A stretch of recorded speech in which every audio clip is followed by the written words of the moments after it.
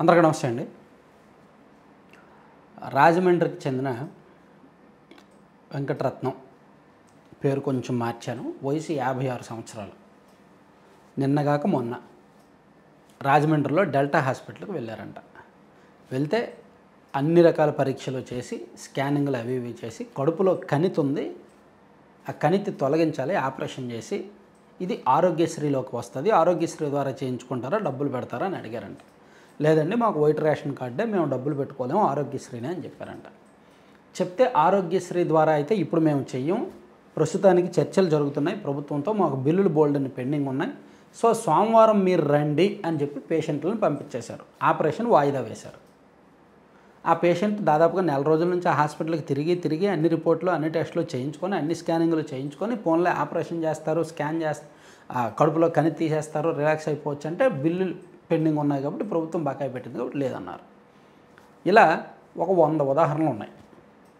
ఈ 2-3 రోజుల నుంచి కూడా గ్రౌండ్ లెవెల్లో ఆపరేషన్స్ ఆగిపోయి ఆరోగ్యశ్రీ ఆపేశారు. ఇటువంటి చాలా ఉదాహరణలు ఉన్నాయి. కానీ మంత్రి గారు ఈరోజు ఏం చెప్పారు తెలుసా? అసెంబ్లీలో ఎక్కడ ఆరోగ్యశ్రీ ఆగలేదు, కొనసాగుతుంది అని చెప్పారు. రాష్ట్రంలో ఎక్కడ ఆరోగ్యశ్రీ ఆగలేదు, ఆరోగ్యశ్రీని ఎన్టీఆర్ వైద్య సేవ అనే పేరు పెట్టి అమలు చేస్తున్నాము. జగన్మోహన్ రెడ్డి గారు అధికారంలో ఉన్నప్పుడు పెండింగ్ పెట్టేశారు, 2500 కోట్లకు పైగా బకాయిలు పెండింగ్ పెట్టారు. వాటిని కూటమి ప్రభుత్వం దశల వారీగా చెల్లిస్తోంది. అలాగే పేద ప్రజలందరికీ కూడా ఆరోగ్య బీమా తీసుకొస్తున్నాము, అదనపు సౌకర్యం కల్పిస్తున్నాము. కానీ ఆరోగ్యశ్రీ ఆగలేదు, ఆరోగ్యశ్రీ ఆగిందనేది దుష్ప్రచారం మాత్రమే అని మంత్రి గారు చెప్తున్నారు. కానీ గ్రౌండ్ లెవెల్లో చూస్తుంటే హాస్పిటల్స్కి బిల్లులు ఇవ్వలేదు కాబట్టి తాత్కాలికంగా చికిత్సలు, శస్త్రచికిత్సలు నిలిపివేస్తున్నట్టు హాస్పిటల్స్ చెప్తున్నాయి. చాలా ఉదాహరణలు ఉన్నాయి. మరి ఇది మంత్రి గారు చెప్పింది అబద్ధమా? గ్రౌండ్ లెవెల్లో జరుగుతున్నది అబద్ధమా? గ్రౌండ్ లెవెల్లో నిజాన్ని కాదనలేంగా, అది జరుగుతున్నవే. మన సబ్స్క్రైబర్స్ చాలామంది నా దృష్టికి తీసుకొచ్చినవే. మరి మంత్రి గారు చెప్పింది అబద్ధమే కదా. దీన్ని అడిగేవారు అసెంబ్లీలో లేరు. అలాగే రెవెన్యూ మంత్రి అనగాని సత్యప్రసాద్ గారు కరేడులో, కందుకూరు నియోజకవర్గం కరేడులో దాదాపుగా 6 నెలల నుంచి రైతులు ఉద్యమిస్తున్నారు. ఎందుకంటే అక్కడ ఇండోసోల్ వాళ్ళకి భూమి ఇవ్వడం రైతులకు ఇష్టం లేదు. ఎందుకంటే అవన్నీ కూడా విలువైన పంటలు పండుతాయి, ప్లస్ రైతులు కాస్త ఆదాయం ఆర్జిస్తున్నారు. ఆ పక్కన ఒక 20 కిలోమీటర్ల దూరంలో ఒలేటివారిపాలెం మండలంలోనే ఎక్కడో ఖాళీ భూములోనే ఇచ్చుకోండి, అక్కడ మీరు సోలార్ ప్లాంట్ పెట్టుకోండి, ఇక్కడ మాత్రం వద్దు అని రైతులు పట్టుబడుతున్నారు.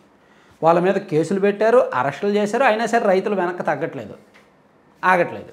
దాదాపుగా 3,800 రైతు కుటుంబాలు ఉన్నాయి ఇక్కడ. 8,200 ఎకరాలు సేకరించాల్సి ఉంది. దీనిలో దాదాపుగా ఒక 350 నుంచి 400 మంది రైతులు ఒప్పుకున్నారు భూములు ఇవ్వడానికి. వాళ్ళకి కొంతమందికి డబ్బులు కూడా ఇచ్చేశారు, వాళ్ళతో ఒప్పందాలు అయిపోయినాయి, ప్రభుత్వం నుంచి డబ్బులు కూడా వాళ్ళ అకౌంట్లో పడ్డాయి. వాళ్ళు తెలుగుదేశం పార్టీ వాళ్ళు, కూటమికి అనుకూలంగా ఉన్న వాళ్ళు కాబట్టి వాళ్ళు ప్రభుత్వం తీసుకున్న నిర్ణయానికి ఎదురు వెళ్ళలేరు కాబట్టి ఒప్పేసుకున్నారు.